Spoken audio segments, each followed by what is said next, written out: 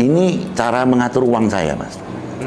Jadi saya punya ilmu, mudah-mudahan dikasih hadiah Nobel ya, Mas. Yang disebut 3 bantal. Jadi kalau kita terima uang, langsung kita bagi 3. 1 uang untuk operasi, 1 untuk uang untuk produksi, yang ketiga adalah tabung. Berapapun uang yang saya terima dalam penjualan produk dari sanga-sanga, saya selalu jadikan 3. Nah, saya sebut 3 bantal. Di dalam 3 bantal itu yang penting adalah tabung. Karena saya tidak bisa melihat namanya untung. Buat apa untung? Tidak.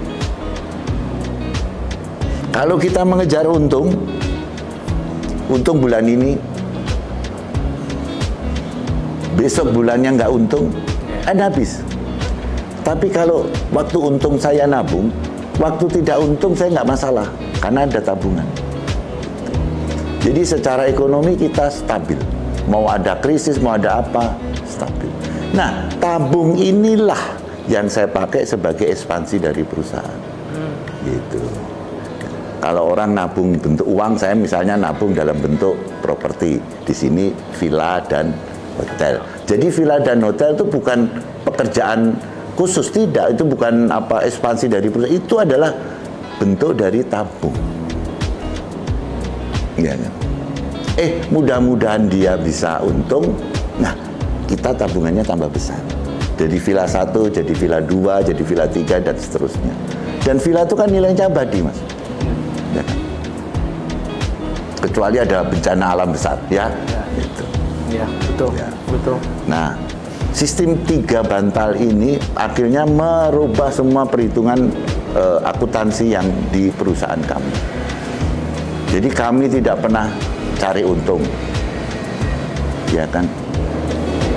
Rugi terus nggak masalah, asal kita bisa bikin villa. Boleh nggak? Kada rugi kan? Yeah. Boleh rugi itu nggak apa-apa lah. Tapi saya punya villa 1, 2, 3 dan seterusnya, ya kan? Itu kan keuntungan tertunda. Begitu villanya jalan menghasilkan duit. Yeah. Nah, duit ini tidak kita pakai untuk kita habiskan untuk profit, nggak, kita beliin lagi dan seterusnya. Makanya villa kita itu sekarang sudah berapa? 19 plus 2 21 villa. Hotel 2, bentar lagi jadi 3. Terus radio 9. Orang kan bilang, wah radio kok sudah bisnis sudah ditinggalkan orang, kok malah beli. Tapi orang nggak ingat, bikin iklan tuh mahal. Di TV, kalau Anda bikin iklan, berapa keluar? Dan sekali keluar kan hilang. Nah, uang yang seharusnya keluar hilang ini saya beliin radio. Karena radio bisa ngoceh 24 jam. Ya. Ya. Jadi, saya pakai iklan di radio. Saya sudah hitung, kalau saya pasang iklan 1 bulan itu di radio 900 juta. Tapi kalau saya menghidupkan radio dengan bayar penyiar dan sebagainya itu cuma 300 juta. Jadi saya untung 600 juta virtually setiap bulan. Dan katanya pendengar radio udah nggak ada. Coba tanya, ada mobil nggak ada radionya? Hah? Ada nggak? Ya. Setiap mobil baru pasti ada radionya. Dan kan radio itu bukan pajangan kan? Pasti kan? Dicari mana yang bisa bagus.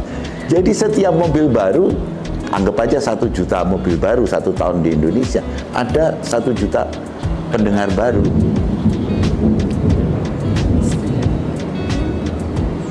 Nah, sementara harga radio murah, gitu.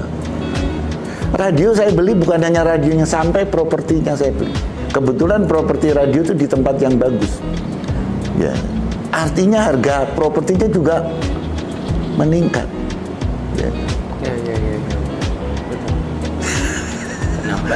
Nah, di sini orang dipikir, wah beli radio rugi. Kamu nggak hitung, coba kamu hitung. 70% barang-barang konsumen itu habis untuk iklan. Budget 70% barang konsumen itu habis untuk iklan.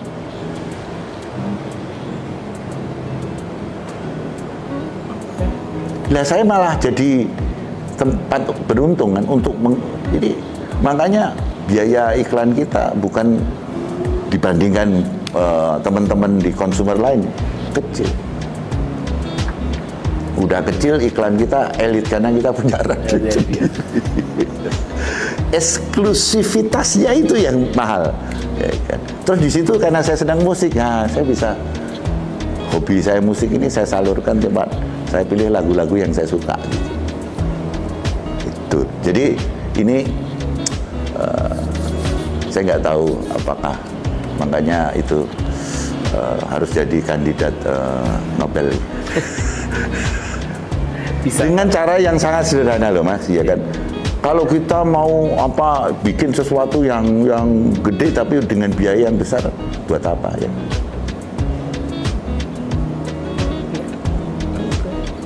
Ya kan? Contoh paling gampang misalnya mau swasembada pangan ya kan, kita kan harus buka lahan berjuta-juta hektar. Betul. Ya, kalau kita bisa nanam padi di pot kecil-kecil ya, dan hasilnya 10 kali lipat dibanding kalau kita di sawah ya, kita bikin bertingkat aja udah, dan kontrolnya kan gampang. Iya. Iya kan? Mbok rada smart dikit, buka hutan kita berkurang, ya kan, alam juga merasa pohon berkurang kan juga problem kan gitu. Kenapa nggak bikin gedung bertingkat, nanam padi, dan padinya bisa diatur kan, kapan panennya aja bisa diatur, ya kan? Iya. Dan itu banyak dilakukan kan di negara-negara yang lahannya sempit. Kita nggak merusak hutan, nggak ada gunanya. Ya kayak orang kenapa kelapa sawit ya, padahal kita ini isinya kan kelapa semua tuh. Kenapa kita pindah ke kelapa sawit? Loh, kelapa itu sepanjang kamu memandang aja, ini loh ya, isinya kan kelapa semua. Kenapa nggak digiatkan bikin minyak kelapa, malah bikin kelapa sawit? Benar lagi. Nah itu. Jadi kita nih suka melakukan sesuatu nggak mikir. Itu kan murah, tidak perlu konsesi hutan, nggak perlu, wah, kelapa ada di mana-mana. Tinggal diintensifkan setiap rumah tangga, setiap hari store sekian kelapa, dan itu juga memberikan pendapatan ke seluruh rakyat ya, bukan industri aja yang dapat. Simple. Nah, sama juga kita bikin kutus-kutus gimana? Bikin sesuatu yang hebat dengan cara yang paling sederhana. Ya bikin kutus-kutus. Bisa menyembuhkan segala macam. Atau sanga-sanga sekarang ya. Ngapain kita mesti bikin obat yang aneh-aneh ya, membutuhkan investasi. Begitu juga belum kita harus ambil copyright obat itu ya kan. Ini kan. Vitamin C, makan aja belimbing bulu. Asem nggak? Iya lah, ikan aja mau minta vitamin C ya, dikasih lah belimbing bulu. Sepele. Iya kan? Sekarang untuk bikin vitamin C itu butuh pabrik dan segala macam. Alam udah ngasih yang namanya belimbing bulu. Gitu. Ya, ini loh the way of thing itu ya. Nah, menurut saya bagaimana membuat semua itu menjadi simple. Saya menganut simplicity namanya. Yeah. Nah, saya dua kaidah yang di samping 3 bantal itu saya ambil punya orang. Yang satu 20-80 itu apa namanya? Pareto Law sama simplicity.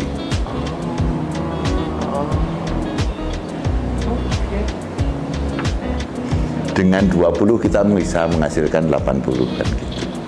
Bukan kita 80 menghasilkan 20. Wasted ya toh.